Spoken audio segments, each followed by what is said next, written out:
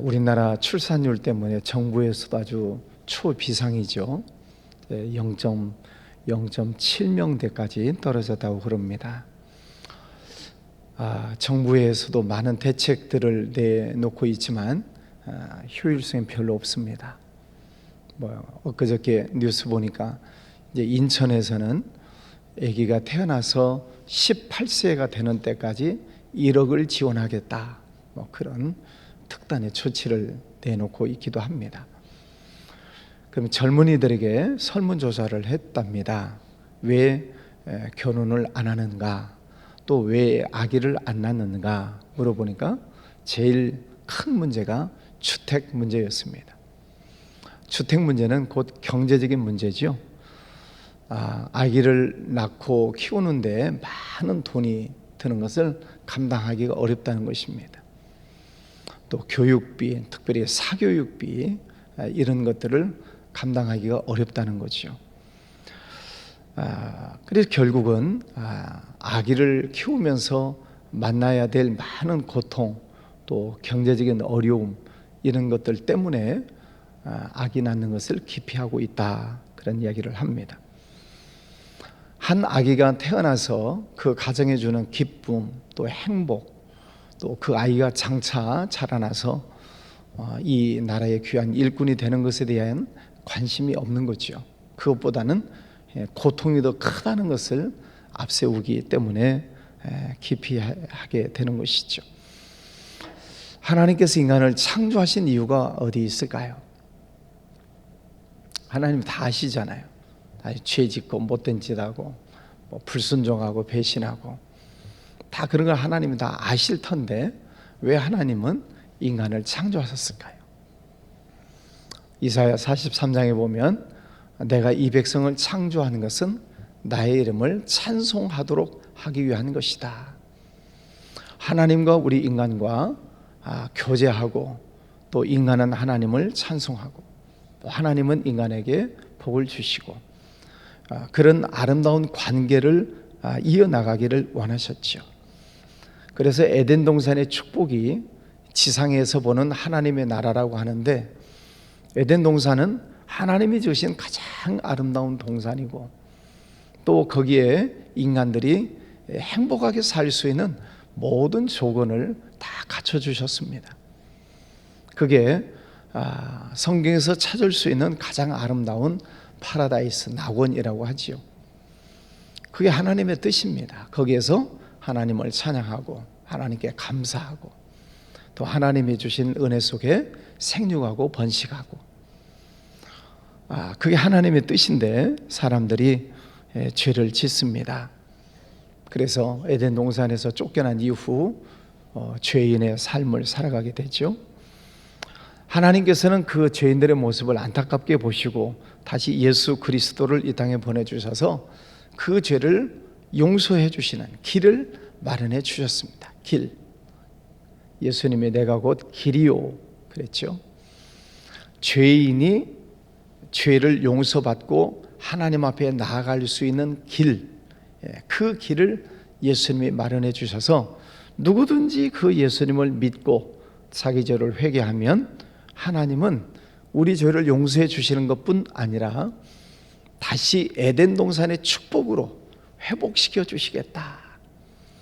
그래서 약속과 성취, 회복, 이런 단어들이 성경에 등장을 하는 거죠. 자, 하나님께서는 우리가 살고 있는 이 세상의 모든 죄악, 또 고통, 이것을 다 알고 계세요. 그래서 거기서 구원해 주시려고 하나님은 계속 사인을 보내시고, 사람을 보내시고, 선지자를 보내시고, 그 죄에서 회개하고 돌아와라, 하나님 앞에로 돌아와라.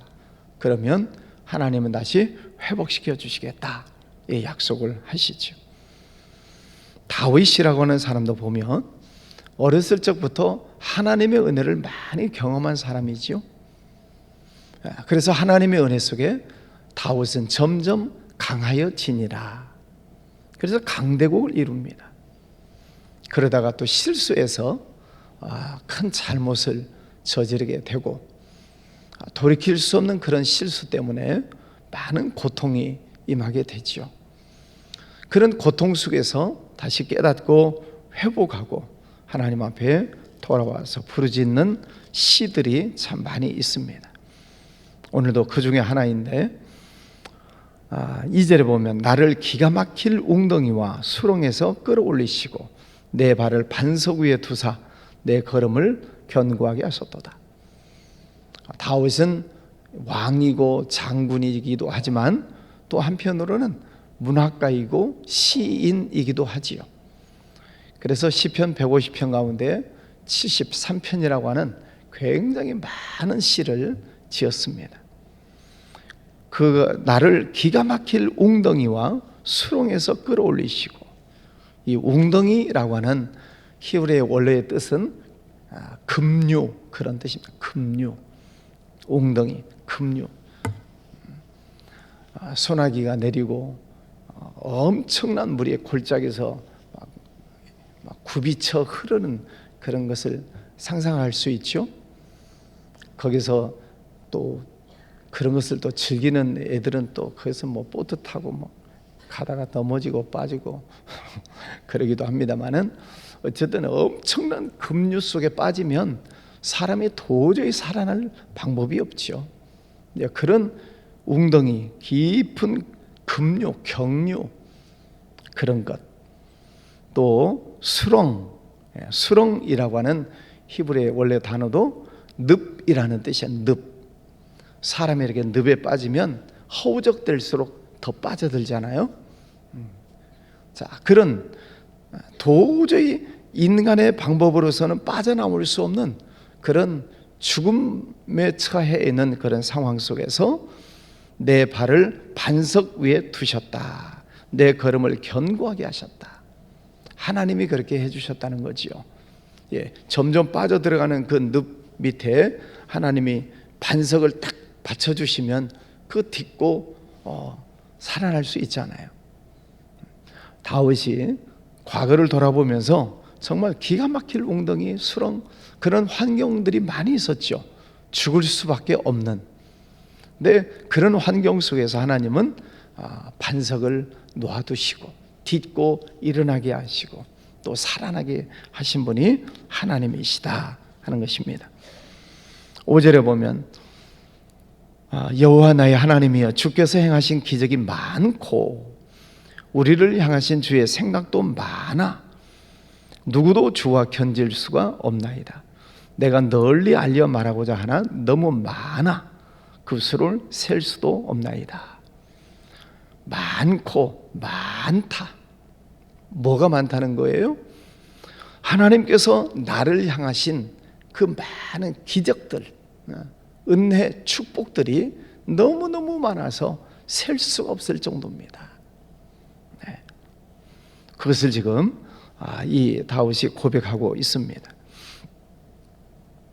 우리도 이 하나님의 은혜에 대한 기억이 우리들 속에 늘 남아 있어야 됩니다. 하나님이 내게 주신 은혜, 축복, 이게 기억 속에 있어야 돼요. 자, 이제 연말이 됐습니다. 2023년 1년을 지나오면서 여러분 머릿속에 남아있는 감사한 일, 하나님의 은혜, 하나님의 축복, 하나님의 기적, 여러분 속에 머릿속에 많이 남아 있으신가요? 너무 많아서 대답이 안 나온가요? 너무 많아. 하나님께서 나에게 행하신 일들이 너무 많아서 셀 수가 없습니다. 지난 1년 동안을 돌아봐도 많은데 우리 일생을 놓고 보면, 평생을 놓고 보면 하나님이 내게 베풀어 주신 축복이 얼마나 많습니까? 인정하십니까? 믿음이라고 하는 것이 그것이죠. 하나님이 내게 주신 그 은혜를 기억하고 하나님께 감사하는 것, 그것이 믿음이에요. 이것도 축복이고 그것도 축복이고 저것도 축복이고 모든 것이 하나님의 다 은혜와 축복이구나. 그것을 찾아서 감사하는 것, 이것이 믿음이에요. 그 믿음이 클수록 하나님께 더 영광을 올려드리는 것이죠. 하나님은 공히 모든 사람들에게 다 그런 복을 주셨어요. 그런데 그 복을 찾아서 감사하는 사람이 있고 그 복을 찾지 못하는 사람도 있고, 이미 복을 누리고 있으면서도 그게 무슨 하나님의 축복이냐, 내가 열심히 노력한 결과지, 공을 자기에게 돌리는 거죠.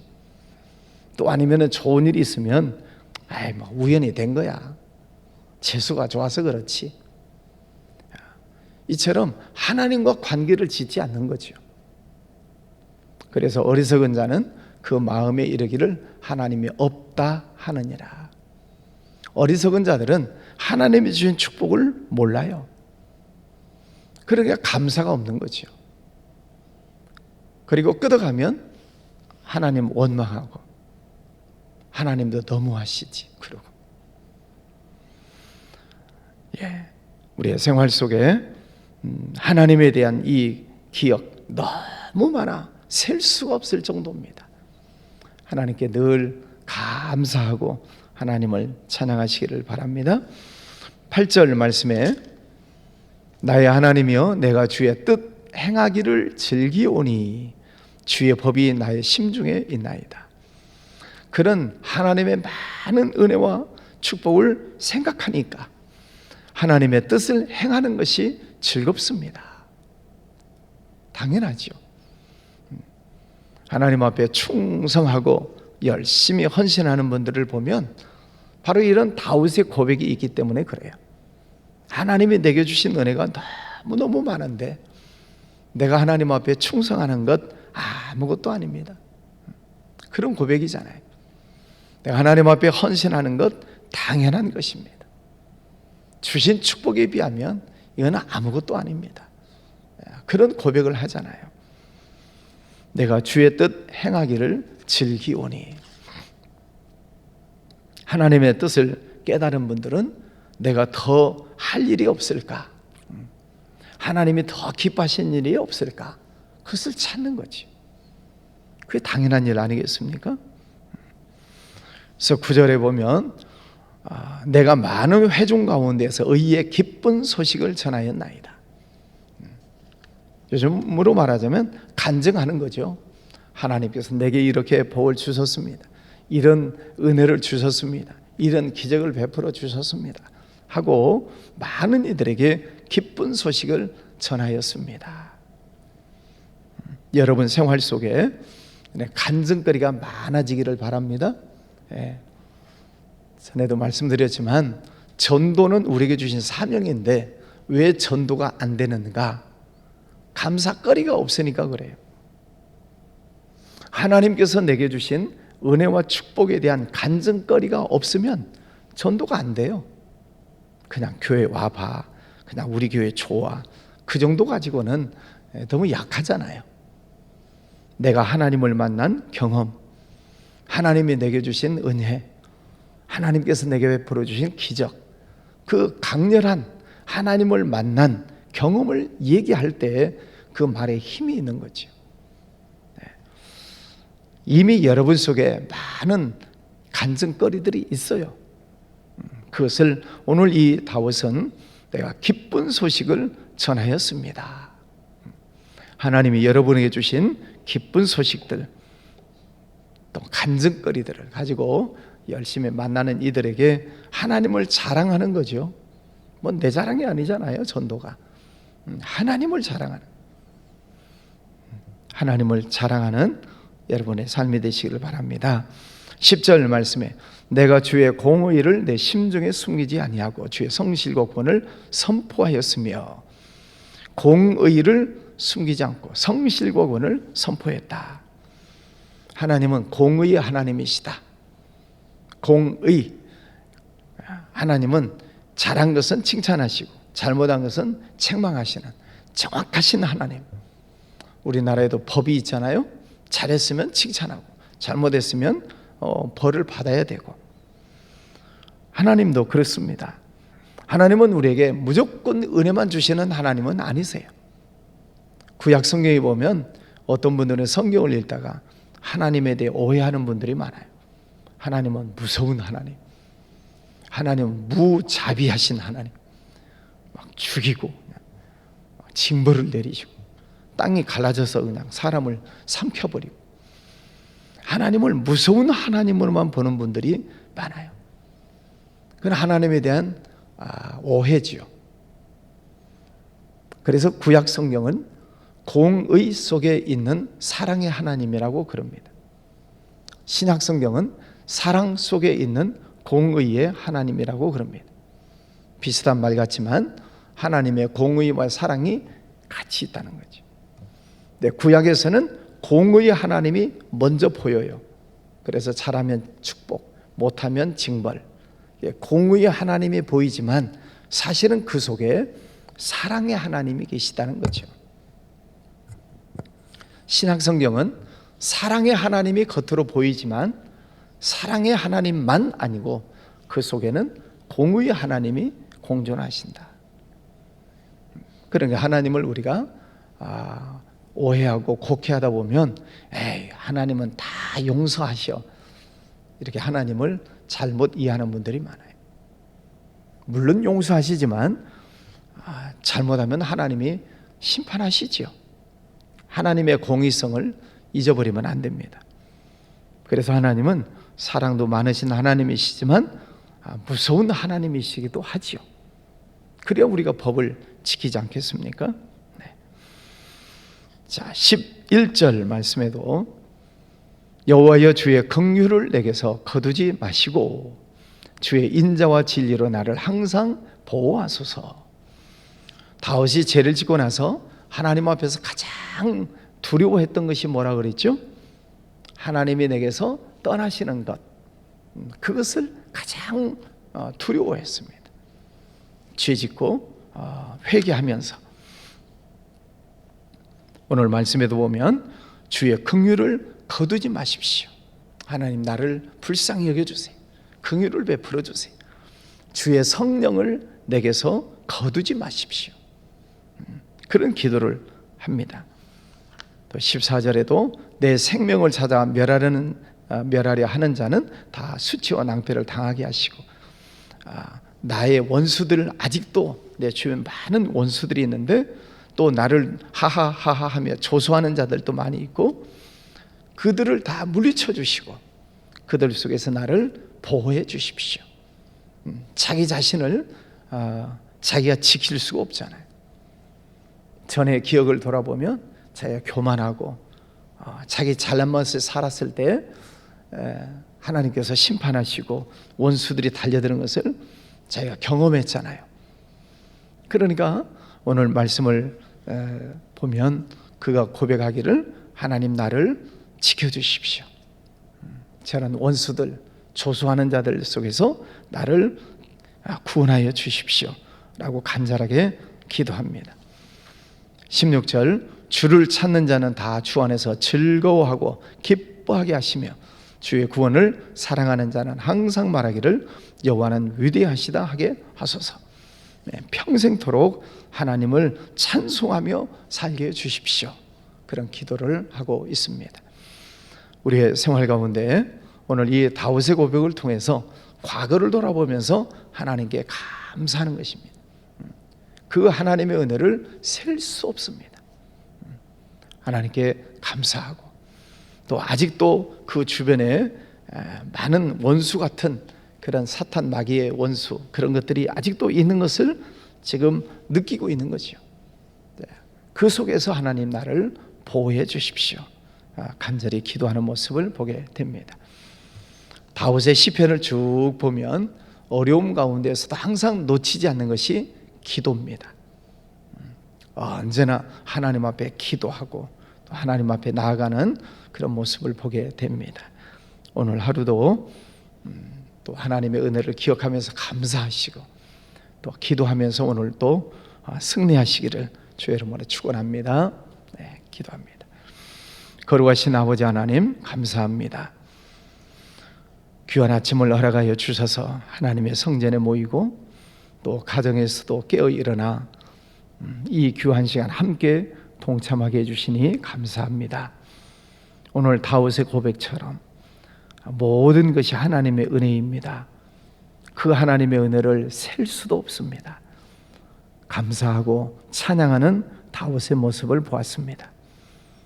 그리고 남은 여생 다시는 그런 유혹하는 자들, 원수 같은 자들에게 넘어지지 아니하도록 지켜달라고 기도하는 다윗의 모습을 보았습니다.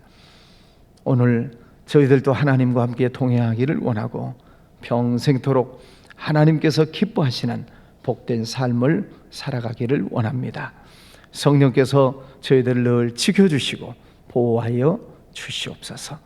하나님 앞에 간절하게 기도하며 올려드리는 제목들, 가족들, 자녀들, 직장, 사업장, 육신의 건강, 또 우리의 나라, 저 북한 땅, 해외 나가 있는 선교사님들, 모든 선교 지역들, 하나님 은혜 베풀어 주셔서 하나님의 나라가 확장되고 하나님의 나라가 회복되는 역사들 일어나게 하여 주시옵소서. 기반 예물 드리는 손길도 축복해 주시옵소서. 예수님 이름으로 기도하였습니다. 아멘.